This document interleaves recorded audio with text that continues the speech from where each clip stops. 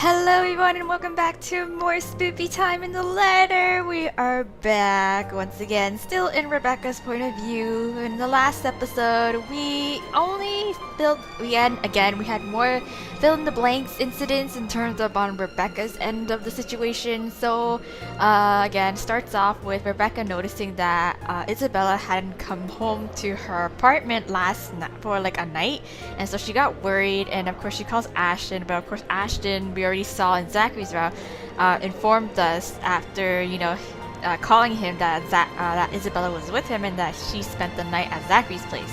So we left off at that, and Ashton promised us to like give us updates and to go about on our day. So we came to school. We basically just we're waiting on that phone call. Rebecca has been hearing a lot of stories about the mansion again, and then there's a little bit of an incident in which everyone hears like this banging outside, and it turns out like after Rebecca goes to investigate, turns out to be coming from a locker. But before she can really open the locker or have anything happen with the locker, the noise stops. She gets super confused, and of course Ashton calls at that moment. He gives us an update on Isabella, dropped her off, told us that something seems off with Isabella. She didn't tell Zachary or me anything, so maybe you could try to talk to her and get the full story. We're like, okay, fine. And then so we went back to class, and of course locker suddenly started bleeding, but we didn't notice that. We went inside the classroom before we could see that. We went home, but before we went home that day, we stopped by the cafe to pick up dinner for Isabella and us, and in the process of it, we met up with Luke and Kylie there, but we didn't know Luke was Kylie's Tio, and so we thought it was a kidnapping because of all the remarks and all the suspicious comments that Luke was making because he has a headache and he's hungover or whatever. But anyways, and Kylie was being difficult with him, and so so Rebecca, of course, gathering from this, she didn't want to take any chances, so she whacked him over the head with her textbook.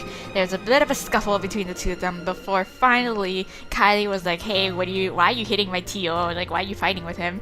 And that's when Rebecca's like, oh shit, this is your Tio? Oh my god, didn't know. And of course I made her be the bigger person in this whole fight, in this whole exchange, and we apologized to Luke, and he was obviously gloating, and he was obviously having a grand old time just watching us be in the wrong. And so he's like, oh no, whatever, it's fine, I'm a gentleman, blah blah blah. And so so we left off at that, and then we were walking home, and then we see Luke passing by in his car, and beside him though we see this looming shadow, but obviously Rebecca assumed it was his wife, but it wasn't. It was Ghost Lady, because Ghost Lady has unkempt hair, and Hannah always has really nice pretty hair. So Rebecca thought it was his wife, but of course it wasn't. We came home, we saw Isabella working outside in the hallway instead of inside her room, and she was looking through all these papers and all these files from the realty office, and we weren't sure what she was doing, but she was calling people and she was checking people's names.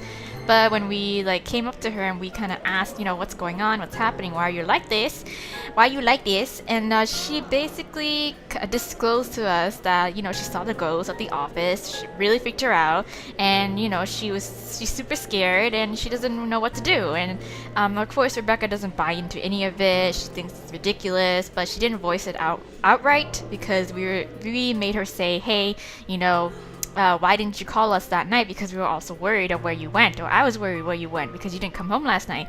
Even though Rebecca's like, oh my god, she's like, she needs to drop everything because this doesn't make sense, it's not healthy for her, blah blah blah. Anyways, so Rebecca low-key doesn't believe Isabella, but anyways, whatever. We didn't voice it outright. Isabella leaves us that night, and then I don't know, she goes off on her own or some shit like that, and then that's it. That's basically, we go off to the next day here.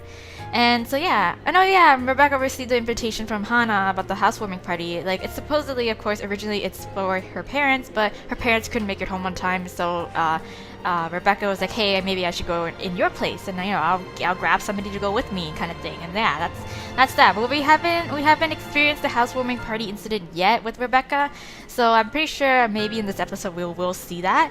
So, anyways, let's continue on with the story and see if we can make Rebecca into a believer of this ghost lady. Anyways, so the brief lull the past 2 days has offered is nice while it lasted. Yes. Or as nice as it can get, with worries of Isabella's whereabouts creeping up to me every now and then. Yes, she kind of ran off. She hasn't showed up after that last talk we had in the hallway, and the dinner I bought had since been given to a different neighbor before it spoils. Okay. Oh well. By all means, this shouldn't be anything to lose sleep over. She's gone on work trips before, usually for a day or two. This might simply be one of those. No, girl. Although it's often with a message saying exactly where. But it's the dour note she has ended our last chat with that gnaws me. Yes. That gnaws, yeah. Like an ugly premonition. And as expected, just as things start to settle and a steady rhythm finally worms its way back into my routine, Thursday morning brings further disturbance to the now calm waters. Why? What happened? With little ceremony, though, still enough to ripple through everything. Yes. In retrospect, I really should have seen this coming. Luxbourne is a small city, relatively speaking. Compared to, say, London or Glasgow, it's nothing but a tiny mass of land boasting a mere population of 68,000. Ah, that is small. But those numbers alone are nothing to scoff at when standing in a busy street. And if you pay close enough attention, faces taking the crosswalk or riding the subway will soon grow familiar.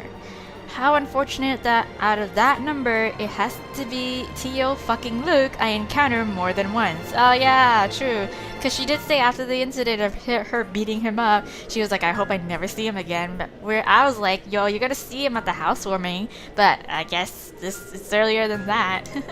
She sees him earlier. You know, a few problems popping up here and there that the agents failed to tell us somehow. Okay. Nothing a few hired hands can't fix, of course. Okay. I would have preferred a place near the city and something that's new to save us all the trouble, but darling wife insisted.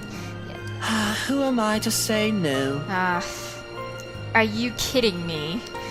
His smug head is the first thing I see upon turning into the hall, in spite of the small crowd of parents and students gathered at the corridor for the primary's career day. Oh, why are you here?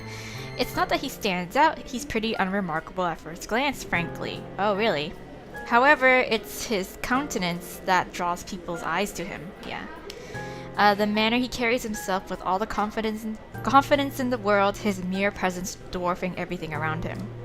I'm willing to make a bet he's also enjoying the attention it garners him, especially the ones coming from the women. Yes, what an arse, yeah. A single glance at him and I know immediately that, one way or another, if we ever bump into each other again, my day will effectively be ruined in some capacity. He also exudes that air, yeah. The sort that makes you want to run him over with a lorry and pass it off as an unfortunate accident.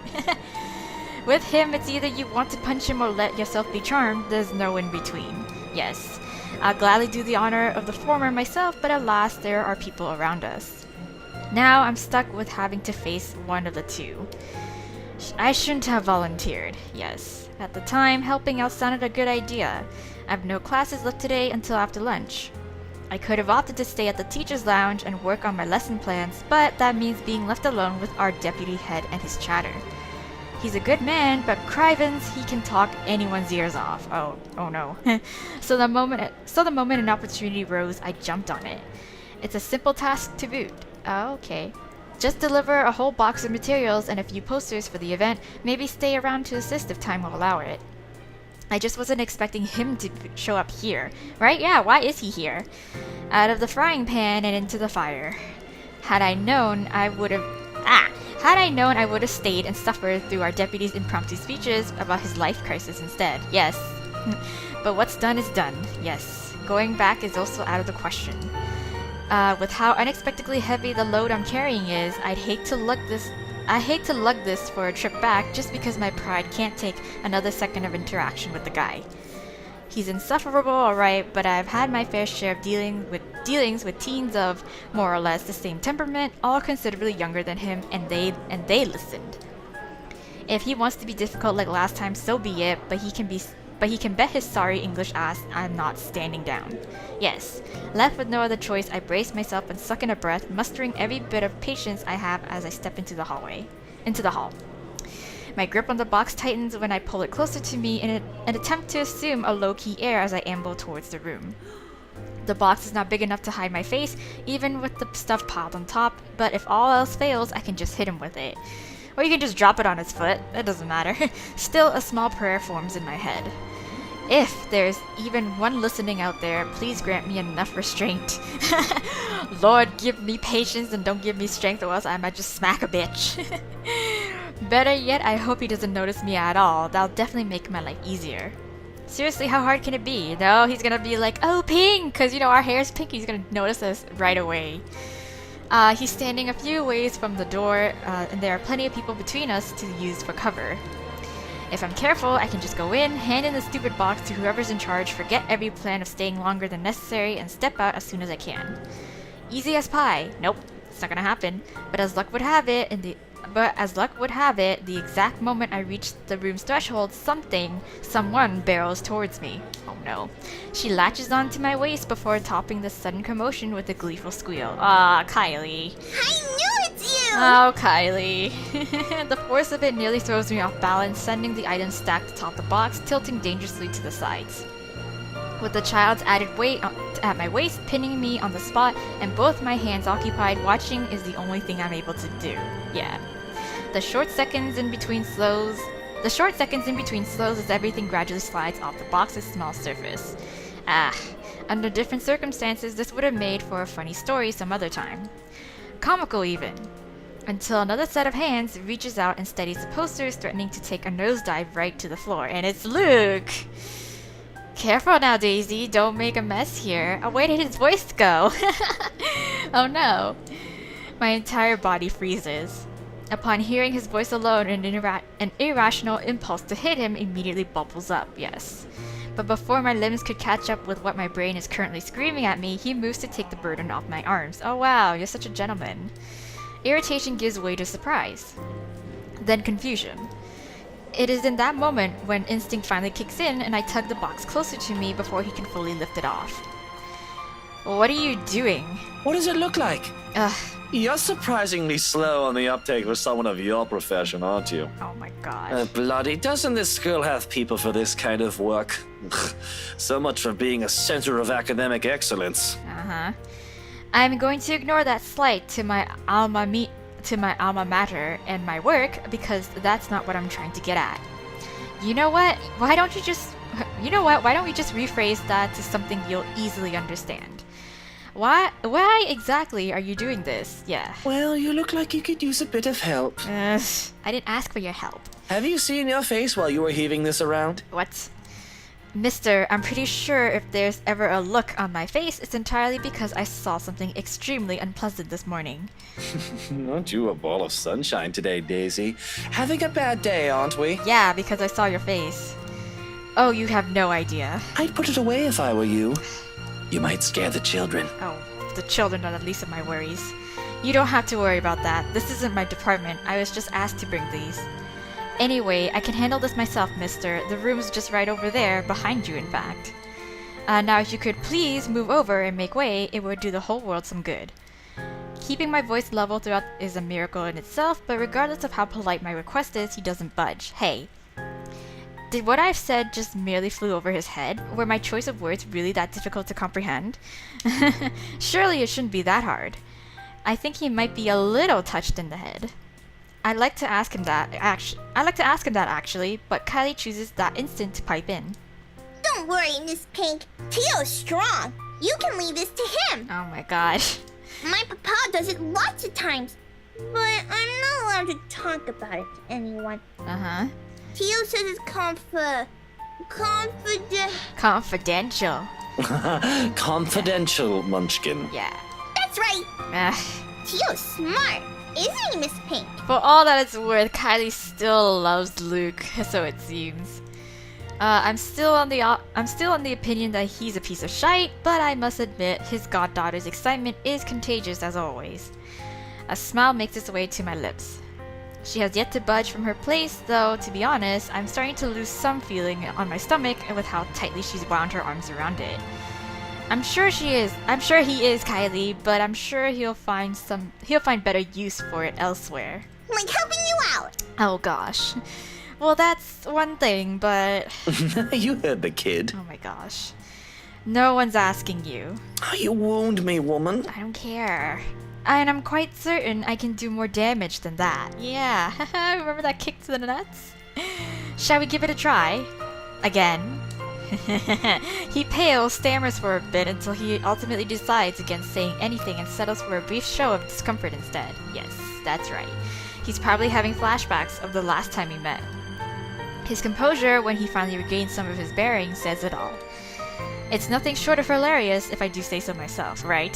I'll have you know that threats never work on me, Daisy. Okay, alright. Not in a million years, not ever. You're assuming it's a threat. How cute. That too. I'm not scared of you. Just because you landed a hit. Oh ho, do go on. Keep telling yourself that. It was a fluke, you hear? A fluke. Ouch. I was caught off guard and your damn book left a dent. Oh, so you're admitting that, you're a little bit loose in the head. If I end up in a hospital because of what you did, I'm sending the chief of Luxburn Police after you, woman. You don't say. Just give me that bloody box. He snatches it out of my arms before a single word of protest exits my mouth and quickly disappears behind the classroom. Not that it matters who brings it in now, my prior irritation has already melted into amusement. He's not so bad once you figure out how his temperament works, it's almost similar to a child. Though I still have to ask, Kylie, did your Tio eat something bad before coming here? He's unusually nice today. A far-fetched idea, I know, but it's the only reason I can think of why this arsehole is suddenly acting like a decent human he's, quite frankly, far from being. Yeah. First and foremost, we didn't end our last meeting on a good note, yes. If I were him, I'd avoid the very person who put a dent on his skull, as he so aptly put it. Why is he acting so friendly 2 days later? I don't know. He always is. But I made him promise to be extra nice to you since you helped me so much. Aw, okay, Kylie, thank you. I think you're gonna be great friends. Oh, I don't know about that, Kylie. That's just reaching for the stars now. I quickly stomp on the urge to groan loudly or gag at that. He's the last person I'd ever want to be chummy with in this whole city, but Kylie doesn't need to know that. Are you sure it's not something he ate during breakfast? I gave him some jelly babies this morning. Oh, that's nice. Really brought me lots of them. Mama said I should share, so I offered half of it to Tio when he picked me up. Aw, that's cute. He likes the black ones. Ew, he likes the licorice ones? Black licor? Ew. Oh, that's probably why he's weird. Jelly baby overdose. He could have done everyone a favor and choked on them while he's at it. Do you want some? I've got more. Oh, no, I'm fine. I couldn't find Melody or Takanko this morning, but I'm sure they'll be fine sharing some of it with you. Oh, no, sweetie, I'm good. No, I'm not really fond of them. I was just asking. Where's your mom, by the way? Out of town with Papa. Oh, okay, so no wonder he's here with you for this career day thing. An unexpected pang hits me at her words. The statement, though innocent enough, unearthed a whole trunk of memories from childhood. Yes, because she experienced the same thing when she was younger. So eerily familiar, yes. Nights spent eating dinners alone, the number of days coming home to an empty house growing with each passing year. And sometimes several Christmas Eves spent with relatives instead of my own family. It's too late to think about it now, but when I remember, the dull ache is still there, familiar though lessened by the years now. Beside me, Kylie takes a step back, having gone tired of clinging to me. There's nothing but cheer in her. She doesn't seem too affected by the fact. Although it makes me wonder how much of it is real and how much is there to mask the loneliness, if there's even one. What a lucky child. Weren't they informed of Career Day beforehand? Yeah, I told them all about it. Mama was looking forward to it. Aw. And they still left? Uh-huh. It's important business, so it can't be helped. Oh, wow, she's so chill. They promised to tell me when they come back tomorrow, though. Papa said he'll give me a gift if I behave. Ah, I've been a good girl, right, Miss Pink? of course. You always are. But they asked that douche, they asked your Tio to look after you for this? Nope, they didn't. Oh. No, then how? It was supposed to be Tia.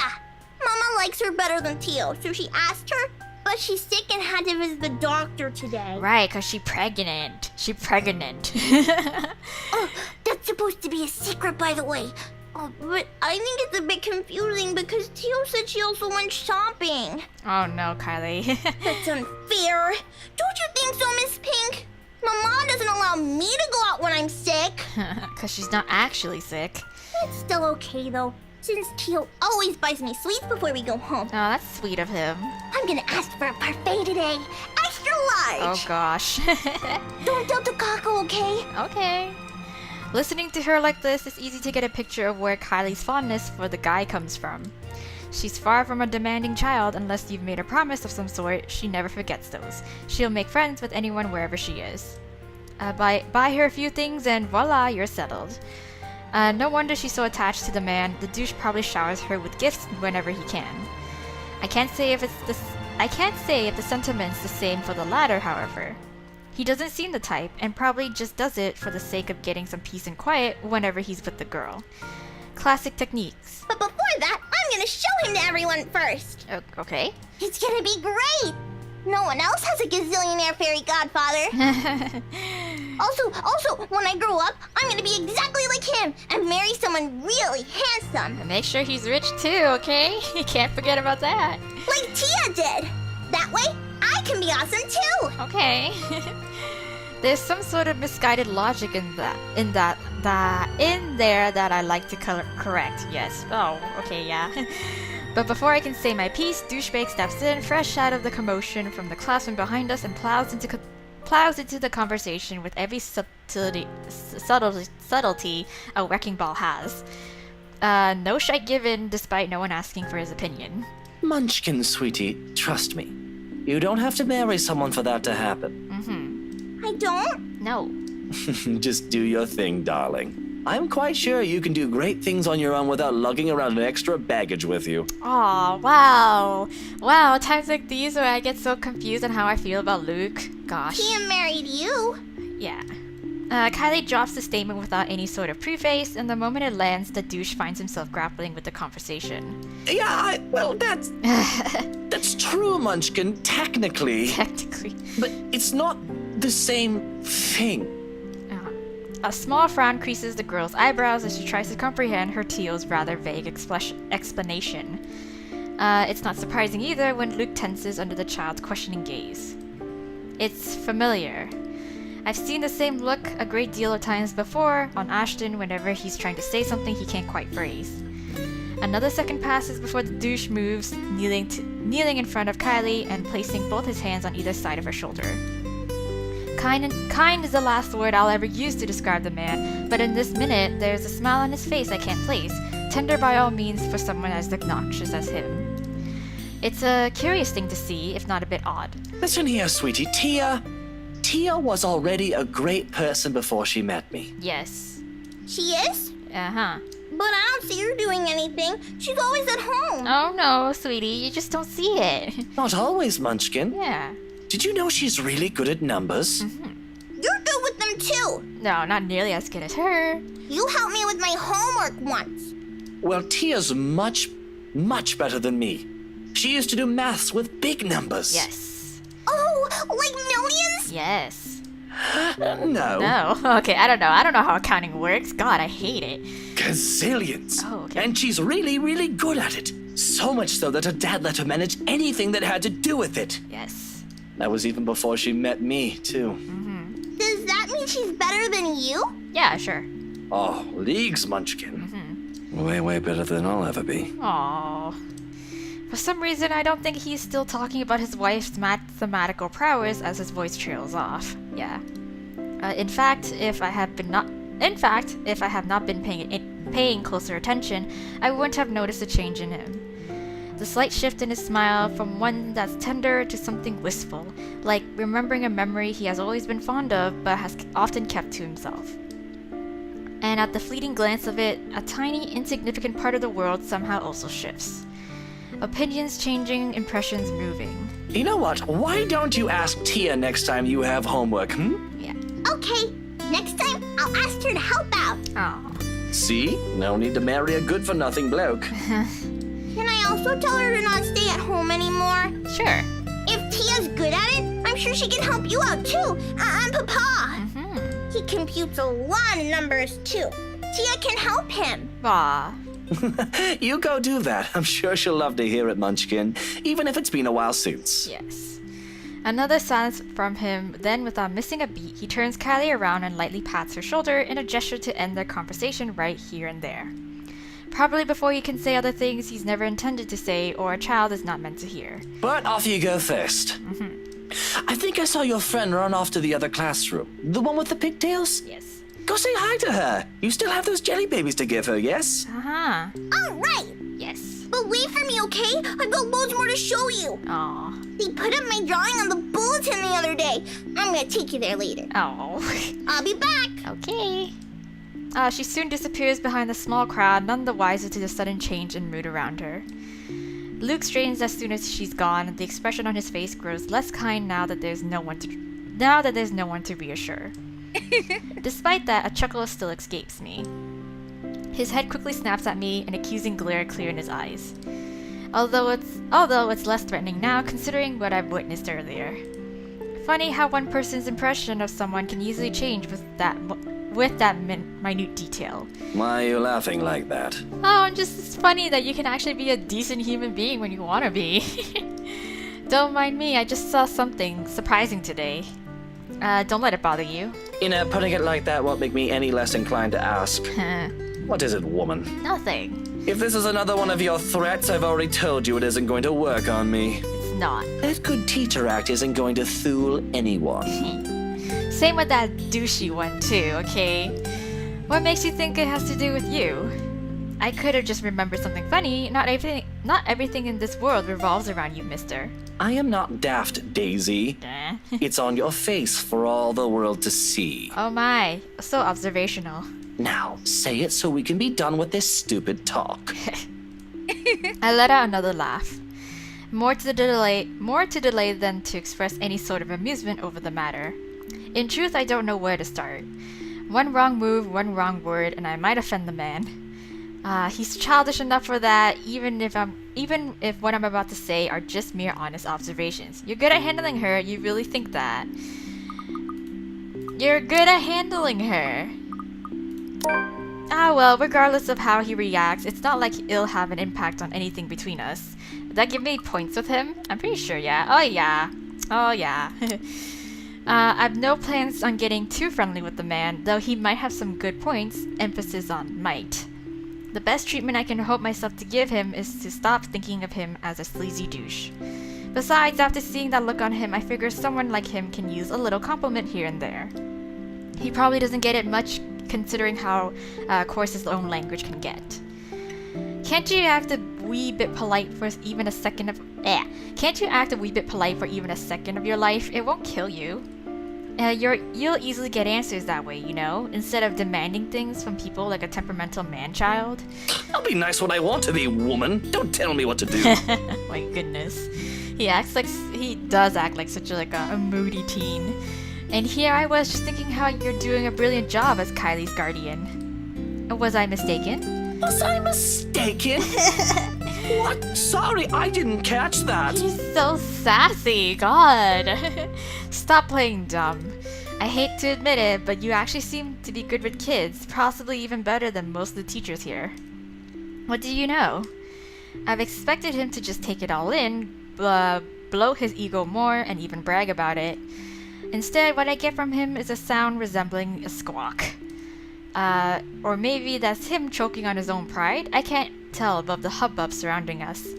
But when I glance at him, only a mortified expression is on his face. No. No. No. You should be proud of yourself. At least there's this one good thing about you. Isn't that nice to hear? Pretty sure not a lot of compliments get thrown around about you, knowing how you are. There are a lot of good things about me, Daisy. Okay, alright, whatever you say. My hair, for one. There's also my extraordinary good looks. Wax lyrical about those all you want. I'd be happy to hear it any day. Praise anything about me, but that. Well, what is so repulsive about it? Even Kylie likes you.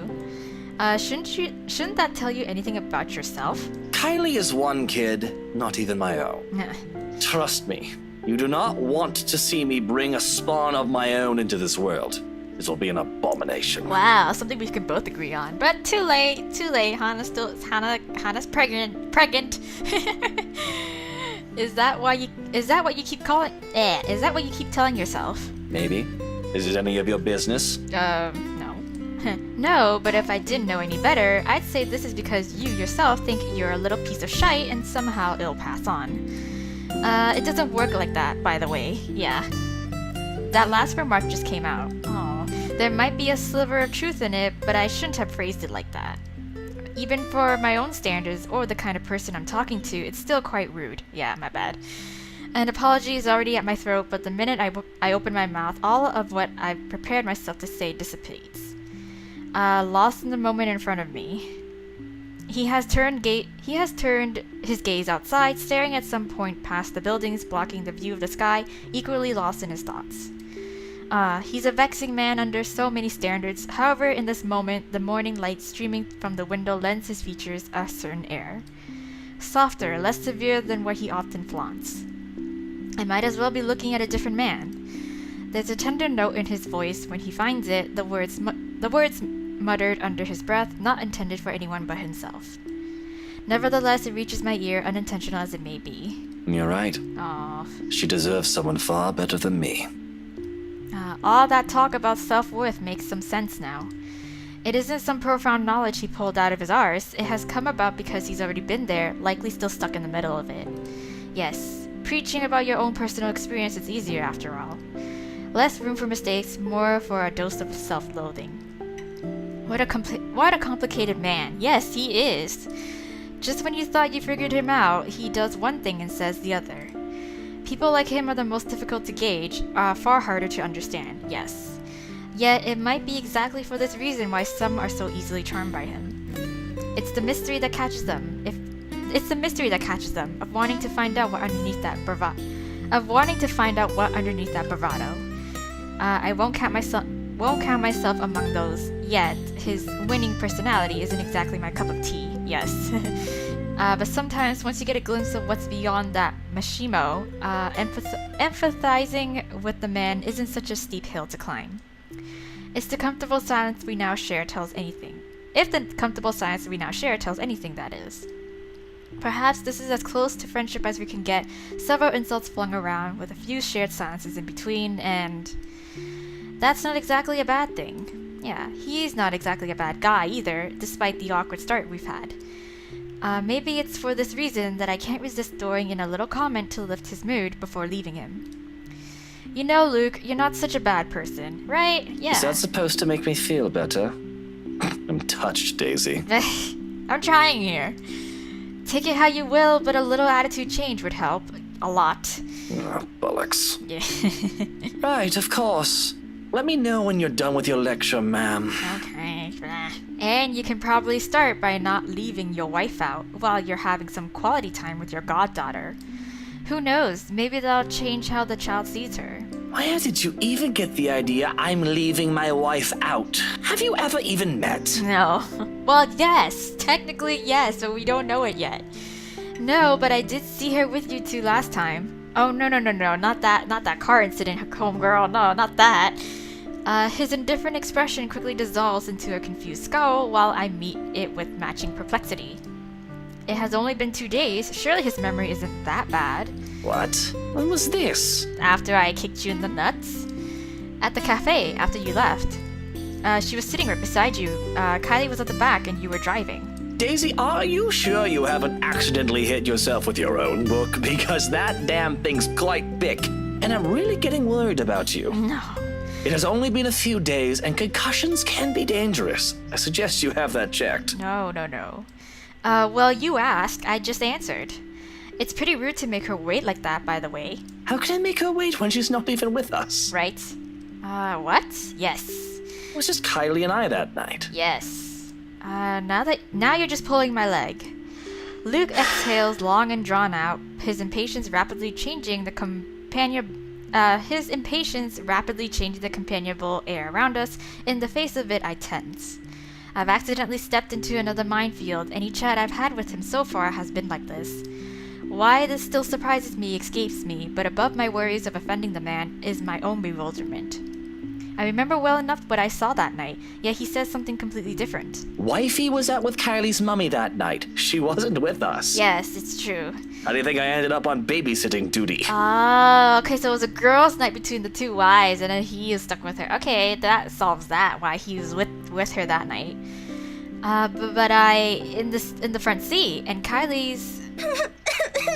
Miss Pink! Why? What happened? What happened? Kylie's sobs reach my ears first, and then her familiar weight returns around my waist again. Hot tears seep through my blouse as she buries her face in it, her arms winding tightly around me. Luke and I briefly exchange worried glances, his own lips shut tight with concern.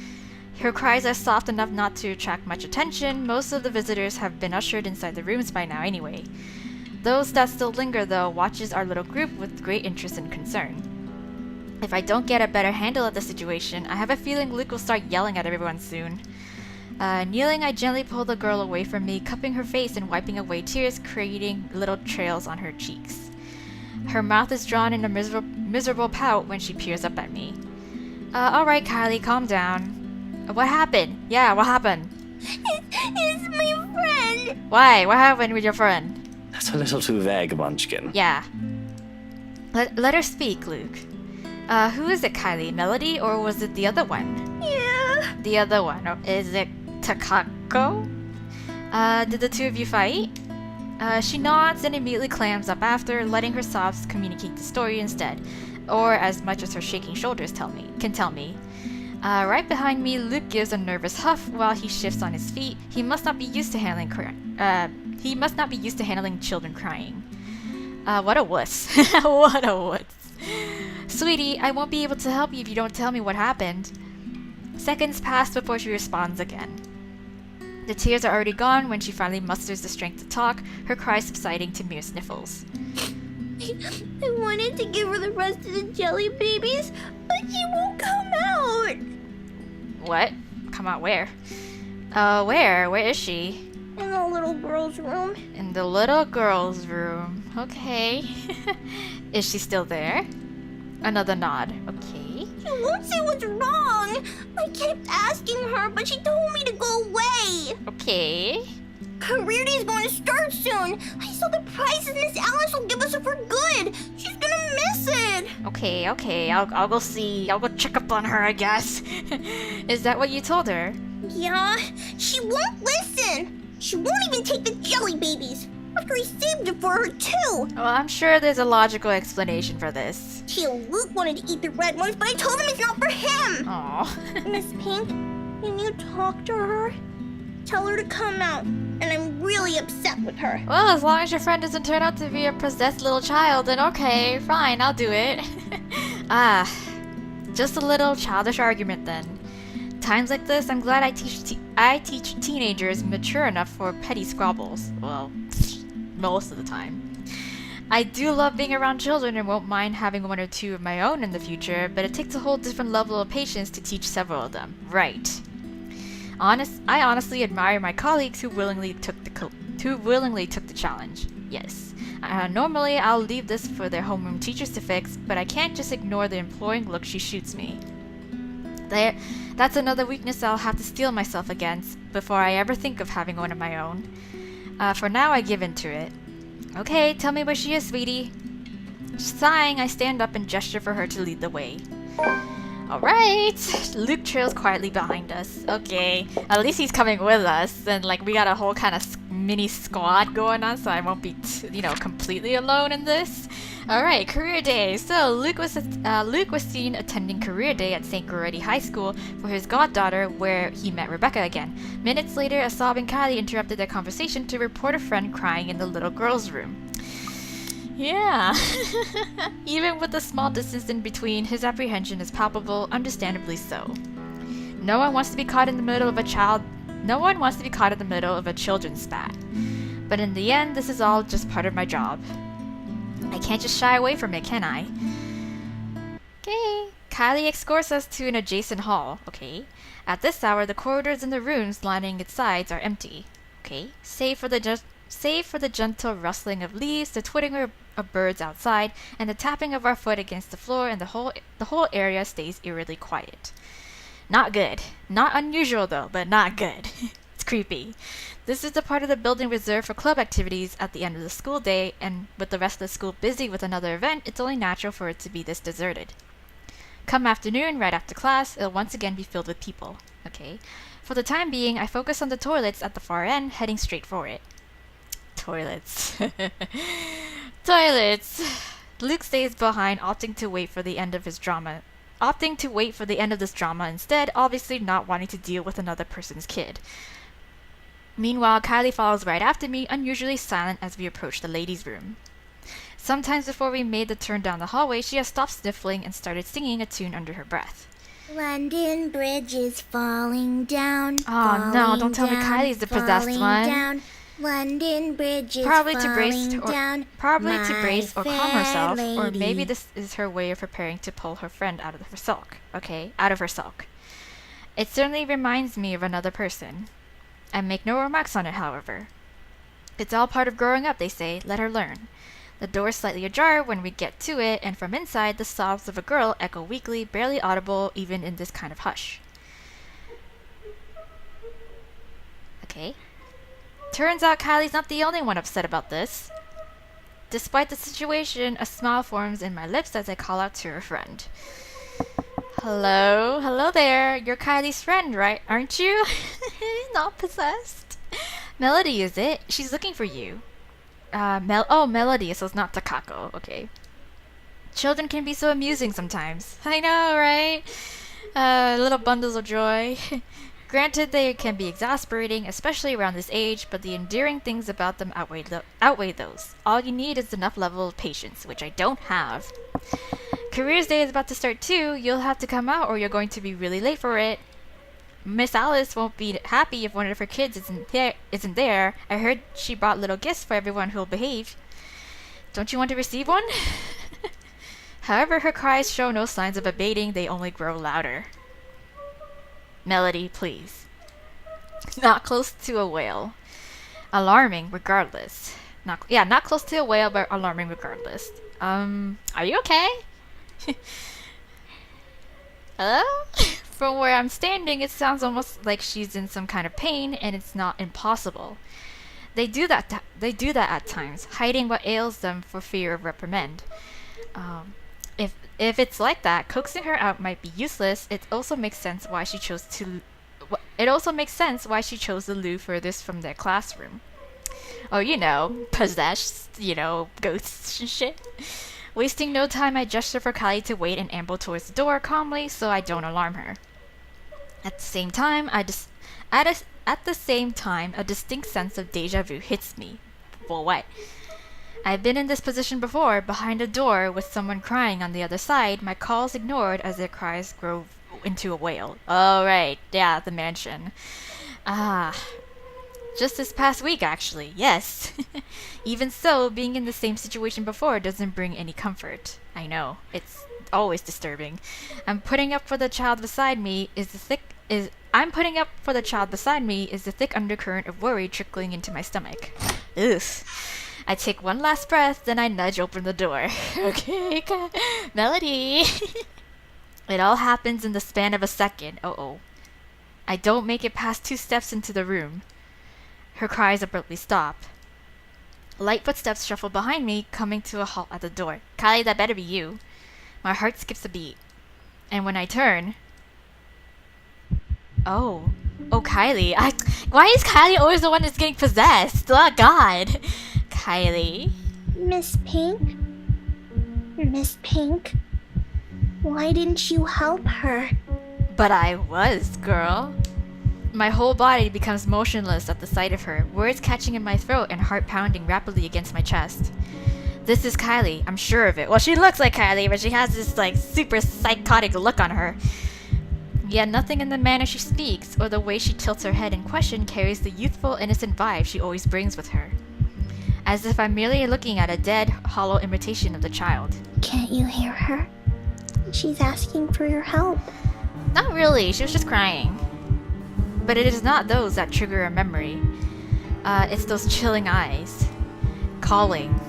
Beckoning. Why won't you listen to her? Well, I was. Can't you see me going and open the door? God. All at once, the memory returns to me. A tide that has receded and now returns to shore with an overwhelming force, carrying images of a single moment from days ago. Alright, the car in the rearview mirror.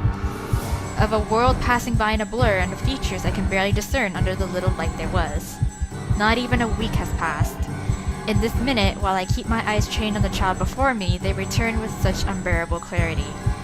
There are no horrid wounds this time, no blood streaming down a pale face, thank heavens, but still hella creepy.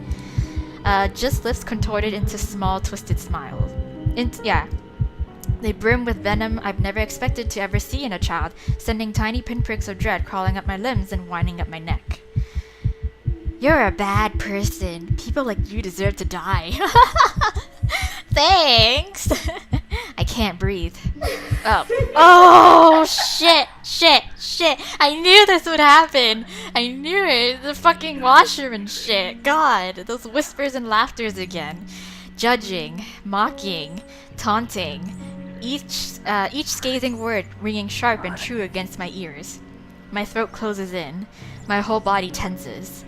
A chill settles at the tips of my finger, every digit gone rigid from the cold. Every digit gone rigid! It rhymes! From the cold!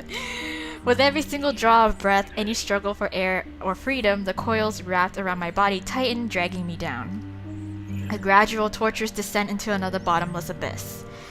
Help! Oh, help! On, and on, and on, until I lose touch with myself and the world. Help me, goddammit! Luke, where the hell are you? Until darkness claims me and, unexpectedly, a note. In the distance, harsh and piercing, cutting through the thick stupor and shattering the haze without warning. Are you ladies done with your business here? I'll have all morning to wait for you two. Thank God, Luke. I'm glad your sass is helpful in some way. My eyes snap open and the world shifts into place with a ragged gasp. When I glance up, a different set of eyes greet me. Are you okay, Miss Pink? Oh my. No anger, no vile hatred in them, just plain sincere concern. Bit by bit, I become aware of my surroundings and myself as warmth steadily slips back to me. I've reached out for the nearby counter to steady myself at some point, and my knuckles have gone white from how rigid my grip on it is. It's over now, yet the tension hasn't left my body. My heart still hammers hard against my chest in an erratic rhythm, and my breathing still comes in short, shallow bursts. Before me, Kylie fumbles with her hands, utterly unsure of what to do to an adult in what's probably a laughable state. Did you get sick? Not really. I'll call Tio, okay? Stay here and don't move. No, Kylie, I'm just about to leave right now with you. Let's go. No need. Just leave me alone. Tio will know how to fix you. Oh, wait, okay? Oh my goodness. I wish I can speak reassurance to her, but I can't shake it off. The dread is there, twisting at my insides in anticipation. Of what? I am no longer sure.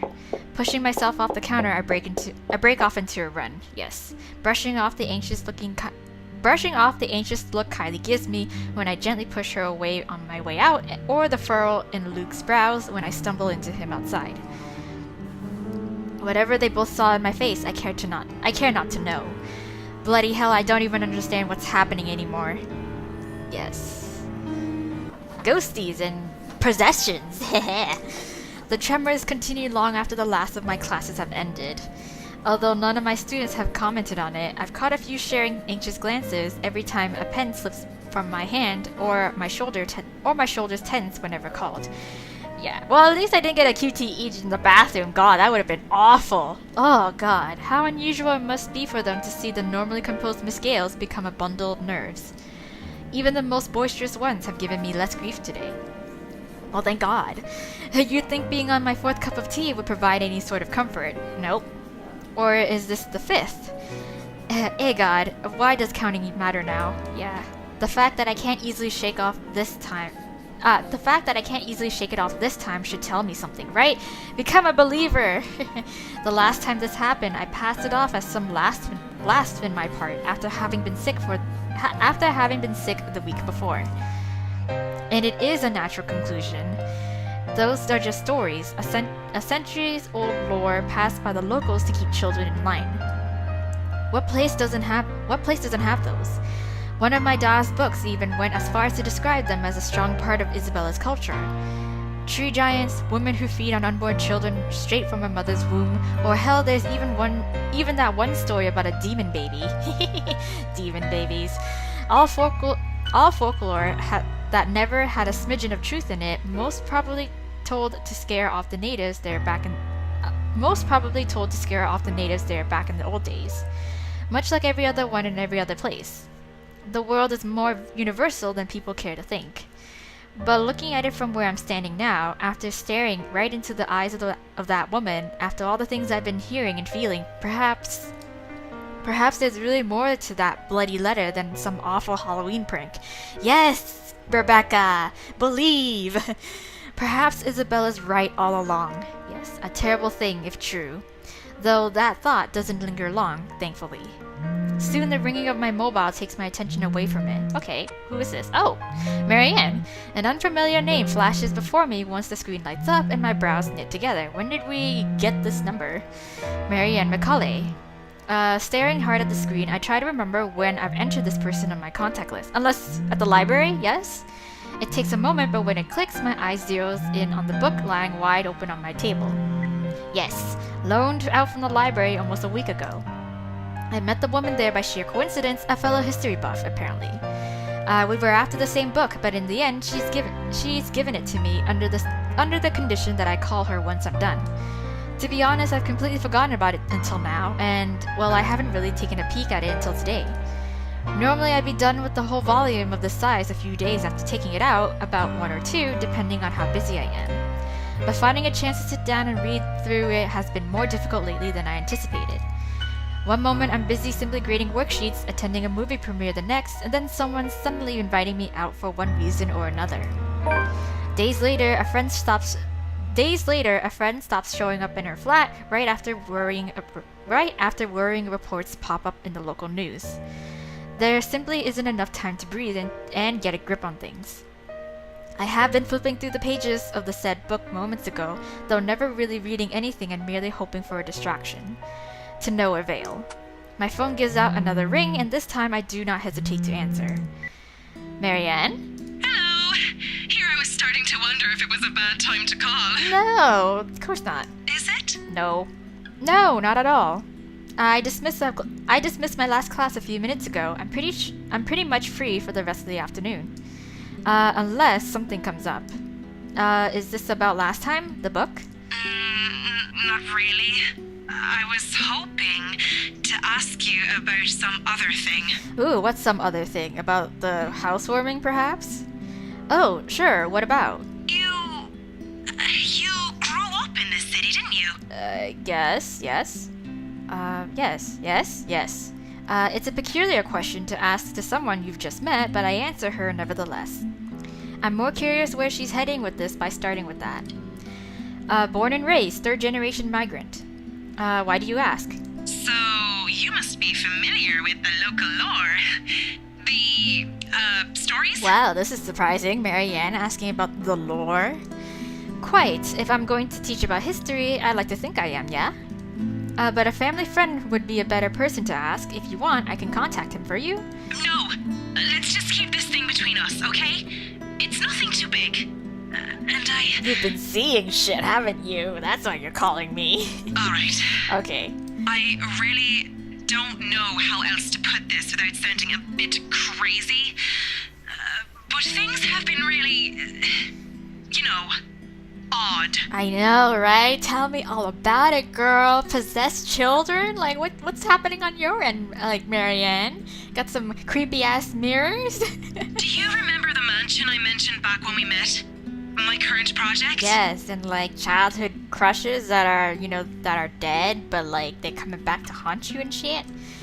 In hindsight, I should have expected it'll lead to this. She must not have lived here long if she's just asking about this now.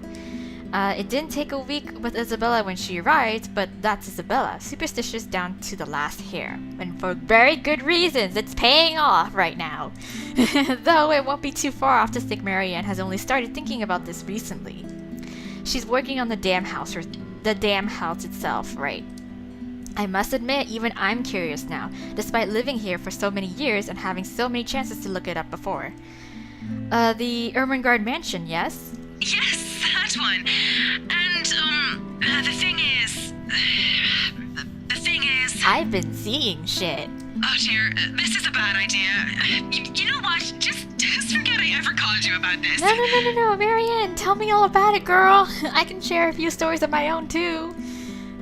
Oh, her voice disappeared. Oh no. It must have been the sunny weather. It's making me sick and see stupid things. Oh, see things? No, wait. It's alright, I don't mind. Yeah. There's a moment's pause before she responds again. She's right in that this is a silly thing to talk about, especially between, what I assume, two people who are pretty grounded on their beliefs with regards to these things. I won't blame her if she hesitates. I can't believe I'm asking you about this. No, it's fine. It's fine. Why don't you just think of it as some form of research? Yeah. Well, alright. But after this, we're going to forget we ever had this talk. Yes, if that makes you feel better. My lips will be sealed. Now, what is it about the mansion? Just, what do you know about it? The general gist. The place's past. What happened to the owners? Right. Please do. Like, we only really got tidbits of, like, information from different characters, but we never really had, like, the full story, you know? Anything you can give me. Yeah, come on. Educate me, Rebecca, because you're a historian. Let's see. To start off, I do my best to give her a concise summary from the time the house was commissioned 400 years ago and who had it built. Up to the point it got deserted after the last heir's death, and the deed was passed on the Ermengarde's nearest relatives. Frankly, if it weren't for those urban legends persisting, the house would have already faded into obscurity long ago. Demolished, even. These are all nothing she probably hasn't heard of before, yet there's dissatisfaction in her tone once I finish. That's all there really is to it? Right, no one mentioned about a curse, or a death, or a letter, or a witch, or anything about that. As far as I know, Rebecca, what kind of historian are you? There's this little bit I forgot to mention about Lady Charlotte Ermengarde's death, but most of those are just theories. Yeah, but do tell anyways. Aside from that, this is really everything we've been teaching all these years. Should there be anything more? No mention of any other weird stuff? Other crazy stories? Right, let me just get in on those theories. Like, what happened? Or a letter of some sort? Ooh, triggered! Letter! My blood runs cold. Any warmth and comfort the tea I've drank has given me prior has instantly been drained out of me. The phone creaks softly as my light hold on it turns into a firm grip. This whole letter bullshit is starting to turn into more than a coincidence. None that I've heard or read of, but you have, Rebecca. Well, what does the letter have to do with this? Oh, no. It was just something I came across. Oh, girl. Ignore it. Random thoughts, you know? If only you were a bit more honest with yourself, Rebecca. By the way, I need to run. Thanks for answering my questions. Sure. She ends the call abruptly with only a clipped goodbye, leaving my mind heavy with even more thoughts. The mood around my classroom has gone considerably denser in light of what little I've gleaned from that conversation. I don't think Marianne's lying about her intent. Her interest is genuine, I'd give her that, but she's left a lot of things out, yes. Very vague in her way of, trying to, get me to answer shit. There we go. So, after the strange encounter at the little girl's room, Rebecca tried to remain composed throughout her day. As her classes ended, she received a phone call from Marianne Macaulay, who asked unusual things about the Ermengarde mansion. Yes. There we go. I get the sense she only asked about I get the sense she only asked because something's happening around her too. And if she haven't mentioned the letter, I probably would have. And if she haven't mentioned the letter, I probably wouldn't have made the connection. Just what the hell did we get ourselves into? Of course, there's still a lot of confusing details in this. All of these are just assumptions. No concrete conclusion to be formed with what we have, and if we want to find out what we're really dealing with, I think Marianne's right, yes. There might be something more to those stories. As absurd as it sounds, the very place that gave us that letter might tell us something beyond what we know. And tomorrow night I have a few hours of that chance at this. And tomorrow night I have a few hours of that chance at the housewarming party. Oh, okay, so it's tomorrow night. It's happening tomorrow night. Totally not an exciting thought. Since the place is privately owned now, I can't just wander around. But you can low-key do it, you know. But it's enough reason to keep the dread at bay as I step out of the room ready to put an end to this day. Alright, oh, he's here, still. However, all those good vibes disappear into thin air when I run headfirst into Luke. There's really something in this man. Regardless of how much my opinion of him has changed over the span of a few hours, he simply blasts through every good impression people have of him without care or thought. He doesn't even need to open his mouth, his mere presence does it. In all honesty, I think he's the kind of guy that only a mother can love. And a loving wife. A very, very loving wife. You're still here? Obviously. Who do you think's standing in front of you? An arse. Oh, come on, Daisy. You've done better than that. Losing your touch? I really don't have the time right now. I'm in not a good mood. Luke, I don't have time for this, right? I'm heading home and your face is the last thing I want to see before I leave. What do you want? Belatedly, I notice his hand. Partly raised, almost poised for a knock. What? At a slight lift of an eyebrow, he quickly drops it to his hand. He quickly drops it to his side and turns to Kylie. Oh, she's standing a few steps away from him, holding her hands behind her back and toying at something on the floor with the tip of her shoe. There we go. Then he proceeds to make vague gestures at me and the child. What do you want me to do? He resembles a fish flopping for air with the way he's moving his arms, though I think he's trying to urge her to speak up. Munchkin, I thought you wanted to tell her something. Yeah, what? You do it, Teal. You do it. This wasn't my idea, darling. Don't worry. I won't tell Tia what you told me the other day. And this morning. What? Oh. Luke exhales, rolling his eyes at the ceiling and maybe praying for the universe to grant him more patience. He knows a losing battle when he sees one. He may act worse than a 5-year-old throwing a tantrum at times, but he's no match for an actual child. Nothing better than being served a dose of his own medicine, huh? Haha. Once his frustration has been promptly let out, he points a rude finger at me. What? I do my best to stare the offending digit down, but I can already hear the demand before it's even out of his lips. You, come with us. What? What makes you think I will? Yeah, where are we going? Because little Rugrat here is upset and worried, and it's your bloody fault. Oh, right. I've no idea what happened this morning, but if you don't come with us, I won't be hearing the end of it from her. Oh, right. Oh, she's so worried about us. So do me a favor, Daisy, and just be glad I'm inviting you. Wow. Okay. You're asking for a favor and you can't be bothered to be polite? I don't know. It's been a really busy day for me. I kind of miss my couch. Daisy, you just... just come with me. Just say yes. A pause follows, almost too dramatic. Afterwards, his face twists into something between a grimace and a smile. As it happens, he appears like he is in a lot of physical pain. You'd think the man is getting an aneurysm by simply being polite. Please? Please. Tia said it'll be his treat. Ooh, okay. What? I said no such thing, Munchkin. Oh, nope, I'm holding that to you. That's the only reason why I'll come. I only agreed to this because you requested it. I'm under no obligation to feed her. But now you are, because that's the only way I'm going to come with you. I promise I'll be quiet the next time I visit. Oh, more at stake. Oh, all right, but just one meal and make it the cheapest. Oh my god. And he and Ashton will get along famously on that department. On a different front, the offer of free dinner does sound enticing, however half-heartedly given it is. Yeah. Mostly because Kylie has wisely put on her puppy eyes, and by the second, I find all my choices slipping away from me. See, Miss Pink? It'll be fun! Oh, You don't have to feel sad anymore, okay? aw, what a sweetie. Well, my mobile buzzes from my pocket, cutting me mid-sentence, and for a second, I'm spared from the act of giving an answer I'll regret either way. Who is this? Fishing the gadget out, I wave a hand at him and excuse myself. A disgruntled expression is on Luke's face before I turn away. I'd be lying if I say it didn't amuse me. He's as eager to be done with this as I am, but what can I do? Checking a message from Ashton shows up.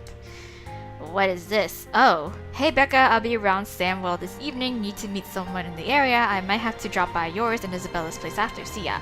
Oh no, her crush. It's either. Oh my god, don't make me choose. Oh, just the usual. Unlike what he does to Zachary, Ashton has the decency to let us know that he's dropping by or he's in the area for some business. From the way it's phrased, it sounds to be the latter. Either way, I'm glad he's at least aware of that boundary. Not that Isabella's ever going to let him leave the building unscathed if he ever pulls the same stunt he does with the other man. Yes. I cringe to imagine what she'll do to him. Sighing, I slip the gadget back to my pocket. But looking up to see Luke's utter impatience on his face, I now face a different dilemma. The two of them are still waiting, and knowing the kind of person Luke is, this is already a grand gesture of goodwill coming from him. All to please his godchild. His denials aside, it's easy to tell he's really fond of Kylie from his actions alone. I kinda hate to ruin that. Well, Daisy, we're waiting here. Oh no, don't make me choose. On the other hand, there's Ash. His message doesn't exactly imply he's going to wait or he's expecting me to be there, but there are matters I hope to discuss with him in person, to put it simply. Housewarming party matters, yeah. With inviting Isabella out of the question, I only have Zachary and Ashton, but Zachary's gonna be there on the media purpose.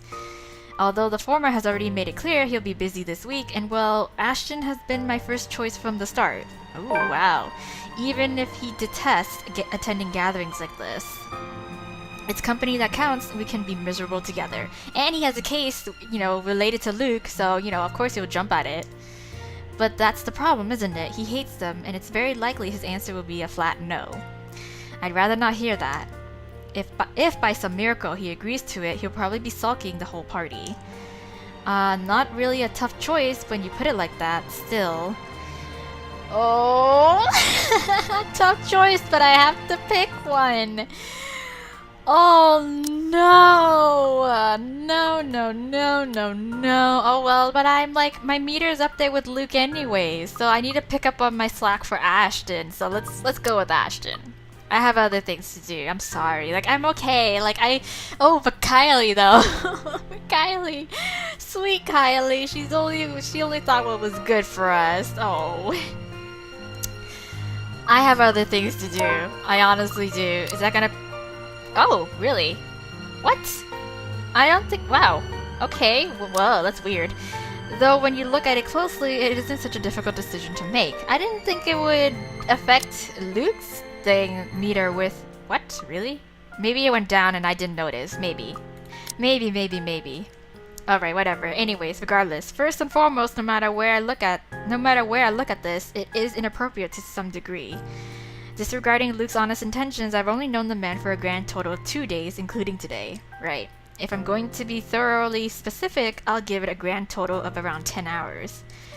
By all means, that's not enough reason for me to join them for dinner, even if he says Kylie's the one who requested it.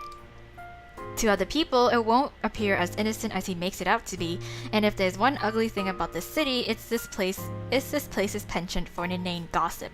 Yes. One little spark, it'll spread like wildfire. Yes. Who knows how far it'll go, how many years it'll reach. What if Ashton hears about it?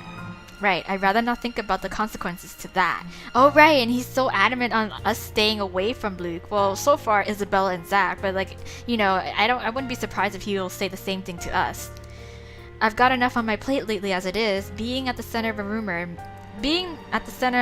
mill along with this man, in whatever form it takes, sends unpleasant chills down my spine. My answer must have already shown in my face as Kylie's smile immediately dissolves into a pout. You're not gonna join us, are you? No, maybe next time. I'm sorry, Kylie, I'd love to, but I have other things to do. Another time, maybe? A friend just texted me about something urgent and he wants to meet tonight. Just say it's a date, Daisy. The little rugrat will understand.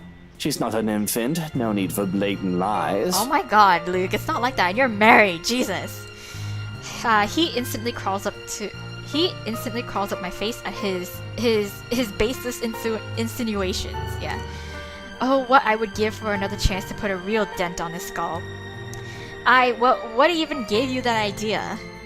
And even if it is, why do you care? Stop sticking your nose in other people's affairs. Oh, your face says it all, woman. Oh, right. You think I won't recognize those longing looks? Right. Okay, I thought you was talking about him and us and going out for dinner, but he was just insinuating that, it was a date with Ashton who she's pining over.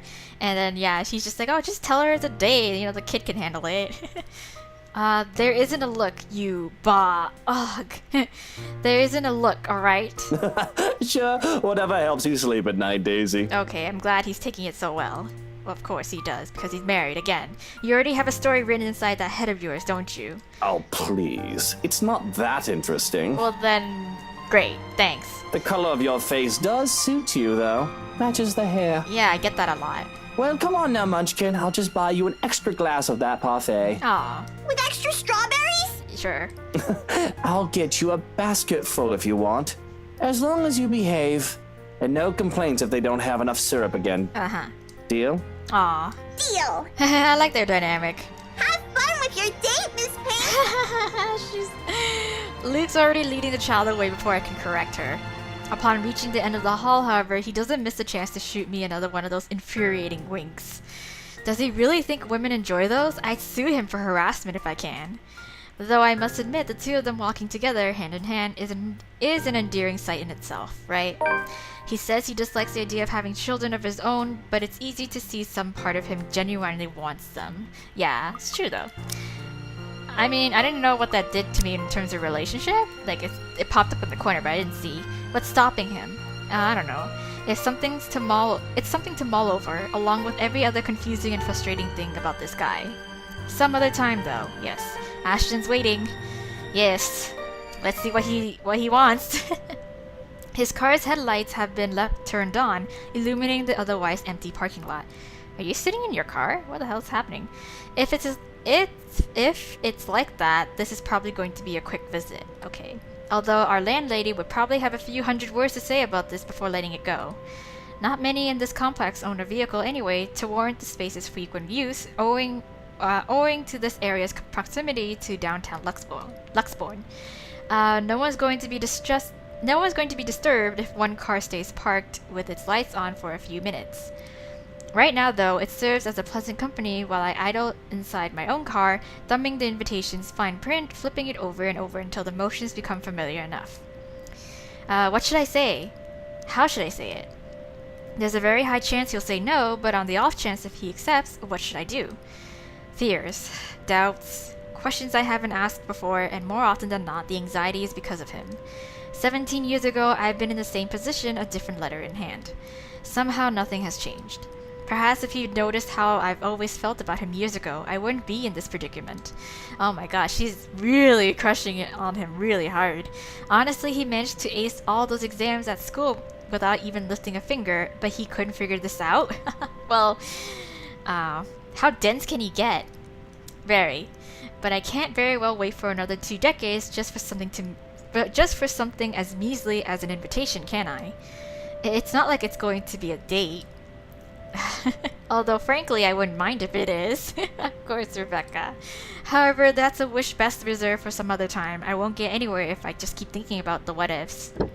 Gathering all my thoughts and courage, I step out of my car and gingerly make my way upstairs, invitation in hand. Unless, she sees Isabella and Ashton having a grand old time. Ever since the incident 3 days ago, there's a strange air permeating the atmosphere here. Weighted, but the sort that slowly trickles through you until the burden of it finally bogs you down with some kind of disquiet. The days since The days since have been uneasy, and Isabella's absence from her flat does not help settle it. Every day coming home somewhat feels like an uphill battle in itself, leaving you spent when you're supposed to be getting some rest. Yeah. Is Zachary experiencing the same thing? I certainly am. Oh, there you are. The same weary slump is also on Ashton's shoulder once I catch a glimpse of him. He's leaning casually on the rails, his back against its metal surface while reading through a bunch of papers. Whoa, forensic report. On Rose, perhaps? Each one appears more important than the other, despite me having never read a letter of it. He'll probably head back to the precinct after this if he's not going to drop by Zachary's for a bit of shut-eye. No rest for the wicked. But no matter how occupied he seems, he pauses anyway and looks up from his work the moment he hears my treads. He raises a hand in greeting as a small smile spreads across his lips. Exhausted as I am, I can't help but return it to him. What brought you here? Yeah. He hums something inaudible, neither an answer nor even a vague hint, before he turns his attention back to the papers. For a passing second, I thought he'd ignore or evade the question, like every single time I've asked. But then he shuffles the documents back to a binder and sets it aside with a huff. It sounds more fatigued than I've ever heard from him recently. Either there's simply too many things keeping him busy at once, or his investigation isn't going too well, maybe even both. Just work. Okay. Just work? Do you expect me to believe that? In a way. I didn't think an important contact ditched me and now I'm stuck would make for a cool alibi.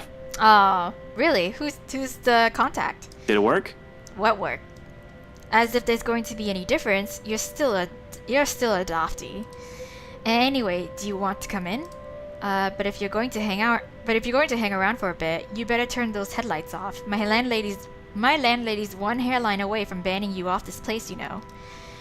Stop taking the piss out of her. She's a nice woman. When she stops taking the piss out of Shirley, maybe I will. He really loves his car. You and your bloody car. The first time I've heard of the name, I did a double take. From the way he put it, it was as if he's talking about some woman he met somewhere, surprisingly got along with, and grown fond of. Never mind how impossible that is, knowing his lack of interest for people outside of our small circle. Honestly, it sent a surge of panic in me. It lasted for days, until he proudly introduced me to his new car. Yes, his car, yes. Hey, it's a nice name. Don't laugh at it. You'll hurt her feelings. Oh my god. I'm gonna have to give that offer a pass, though. Why? Nothing unexpected, but admittedly, I'm hoping he'll stay for a few minutes.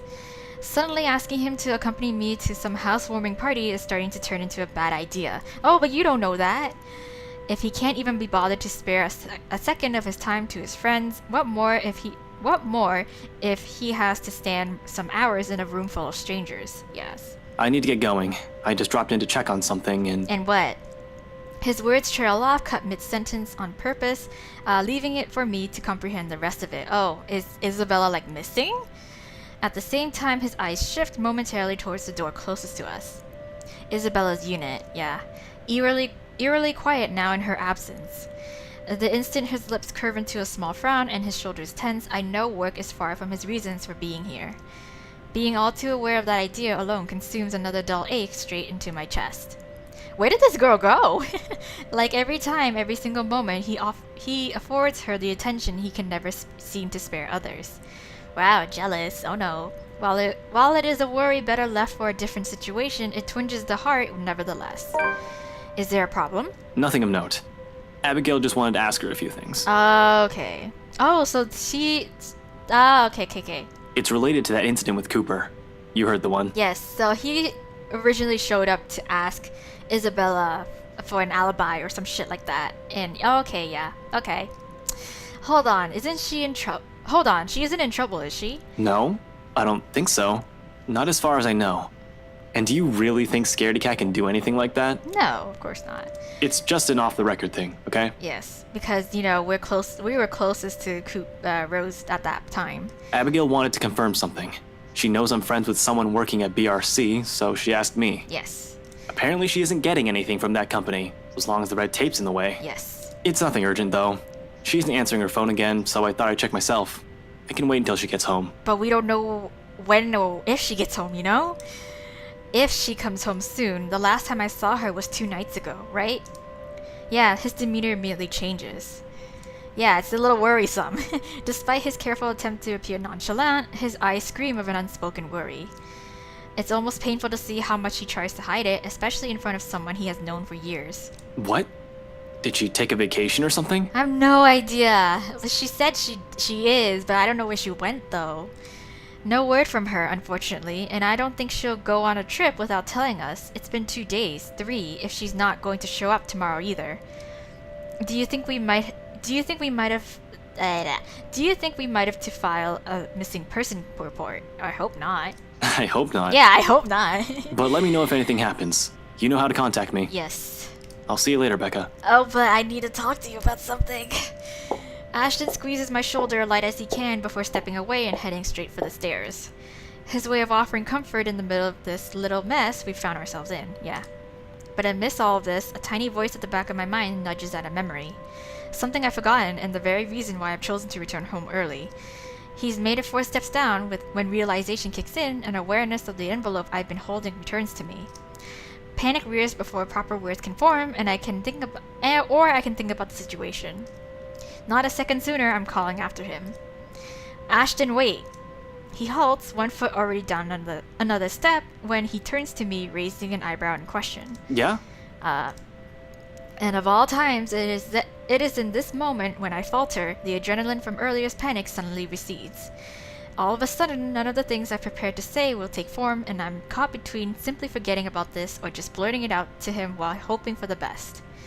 Just do it! Should I even? Yes, you should! Yes, you should. There's nothing wrong with trying, I suppose. Yes. There we go. We're making progress with his meter now. Like before we weren't. I'm not going to lose anything if he says no. Which frankly has a very high chance of happening than the opposite, though the thought still doesn't prevent heat from crawling up my face and send my heart racing. I mean, in Hana's route or little point of view, he was there, unless, even if we did choose to not say anything to him about it, he would be there regardless because, he's like, oh yeah, this is a chance for me to go in and investigate some shit. It's better to get this over with before my throat closes up and I lose my nerve. Tomorrow afternoon, do you have time? 1 step closer, yes. A small frown is already on his face, yeah. I already see where this is going and what he's thinking from that alone. Yet, for some mullish reason, I continue, hanging on to that tiny glimmer of hope he'll say yes if I present an argument good enough for him. That depends. Why? Well, I know you're working on a case that relates to Luke Wright, so, I got an invite from his wife to go into a housewarming party, so, this is perfect. Well, you see, someone sent an invite for a housewarming party, and I thought you might want to... Rebecca, I'd rather stand on the messy end of a gunshot. You know that. I know, but dude, you didn't let me finish. You didn't let me say who it's from. I know, it's just... you're one of the few people I can count on with things like this. That's cool, I appreciate the thought. Yes. But, really, Zach's a better companion. Gatherings like that just aren't my cup of tea. But Zach is already going. Well, yeah, Rebecca doesn't know about that, but still, this is your chance. It did cross my mind, if he isn't busy with his freelance work, I'd probably ask him too. Actually, you two would have been spared if Isabella was here, but... Why not just skip out on it? The world's not going to end if one guest doesn't show up. I know, but it's more complicated than that. Trust me, I'd love to, but I promised Mom I'll be there. Still can't say no, huh? Nope. Not when it comes to Mom. Like you're any better. Besides, the person who sent this is an old friend of Mom and Da. If it's important to them, why not? Though who would have thought, huh? The famous Evans heir used to be tutored by my parents. Apparently we also met before. Wait, who? There we go, that caught his attention. I knew it would. Evans, Hannah Evans. Well, she's already married. She goes by Hannah Wright now. Remember the couple who bought the mansion Isabella is selling? The same people? Yes, the same people. As far as I know. Unless I misread their address, or there's another Hannah Wright in the city that we don't know about. Let me see that. Yeah, there you go. Yeah, take it. Without waiting, he walks closer and takes the invitation off my hands, gently but with the same force of urgency in his voice. I don't know what he finds in it, but his eyebrows draw together as his eyes scan through the little lines of text printed on the small piece of paper. His hold on the envelope tightens with each pass, and by the time he has finished reading, his mouth has formed into a thin line. You never mentioned this. Well, you didn't let me finish. If you had let me finish, we would have gotten around to it sooner. We met just once, or at least that's what Mom told me. Honestly, I can't recall anything from it, otherwise I would have told you about it. He hummed something inaudible under his breath, all while thumbing the paper, staring at it as if doing so would offer him answers to every unspoken question in his head. Yeah. When he gleans nothing from it, he merely folds the envelope back to its form. All right. I'll go with you. I know you would. What? I'll go with you. 'Cause he has the case on it. Yep. That shouldn't be a problem, right? Unless you've already made up your mind about asking Z-Man. Nah, he'll be there regardless, so it doesn't matter. No, I told you already, the guy's busy. Why would I bother him for this when I can go alone? But what about your own work and well, technically this is work. I can make time for this. 3 o'clock, yeah? Yes. He's not gonna tell her that though. I'll pick you up an hour or so before. Okay. Yeah, my head reels, less from what this implies, more from how easy all this seems for him. How fast this turnaround is. He's already halfway down the stairs when any semblance of sense returns to me, and I can finally string 2 words of protest together. Okay, let's read the journal first. Let's see what the journal has to say about this. There we go. So, Luke and Kylie asked Rebecca out for dinner as she was about to leave, but the latter chose to meet with Ashton instead. At Salemwell, after a brief talk with Ashton about Isabella, Rebecca invited him to the housewarming party. Despite his qualms, Ashton agreed to it. Yeah, agreed in the end. Yeah, whatever, yeah. Okay. Yeah, all of it dies on my tongue at the small smile he shoots me. He disappears from view seconds later. His footsteps gradually fading as he descends the stairwell until all I can hear are my own shallow breaths and heartbeat loud pounding against my chest. It is only after I'm standing alone in my room minutes later that it sinks in. He has taken the invitation with him, and besides that, more than that, he has also accepted mine. Calling this happiness is a complete understatement. For now, looming thoughts of the mansion and that woman lay silent at the back of my head. Bam, bam, bam! October 28th, the Friday, and the day of the housewarming. Anyways, hold on. I'm gonna see where I am for time, and let's see if we should go on for a little bit longer, or if I should end the episode here. Okay, I think I'm good for time, you guys, because it is a brand new day as well, and also I'm at my hour and a half minute mark-ish, sort of. Yes, yeah, so it's a good place to leave off, as I usually do with my episodes with the letter. So yes, yay, we got some more creeps, spoops happening with Rebecca, not as like, what's it called, not as traumatic as say Marianne's, with like the whole like the mirror thing and how Lorraine just kind of lunged out at her. No QTE with Rebecca just yet, but you know, I won't don't hold my words, you know, against me for that, because I know this game's gonna throw me a QTE at some point. But anyways, so yeah, Rebecca is slowly starting to realize that, hey, something fishy is going on, and that maybe this whole thing is true with the letter and this curse thing. But she's still like not wholeheartedly believing in it, like taking it kind of seriously. Like she's taking it into thought at the most. But yeah, anyways, so yeah, we're gonna see where the next episode will this day and this next episode would lead us. And of course it has something to do with the housewarming, but you know, what could possibly happen at the housewarming on Rebecca's end, you know, that we haven't seen in like Hannah's route with the housewarming. So yeah, so again, tune in next time, you guys, for more letter episodes, but until then, bye. Spooky, scary skeletons and shivers down your spine. Shrieking skulls will shock your soul, seal your doom tonight.